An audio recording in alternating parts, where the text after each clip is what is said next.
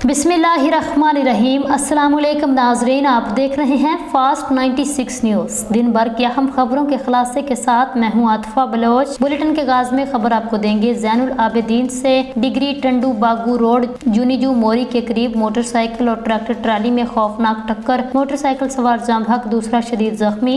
Degree में Tando बागू road जुनीजू मोरी के करीब ट्रैक्टर ट्राली और मोटरसाइकिल में टक्कर के नतीजे में मोटरसाइकिल सवार तनवीर वल्द अब्दुल हमीद मेहताब वल्द सुमार शदीद जख्मी हो गए।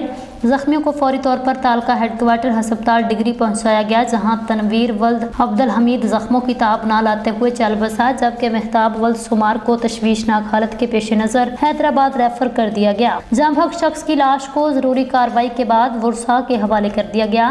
लाश घर पहुंचने पर कोहराम मच गया।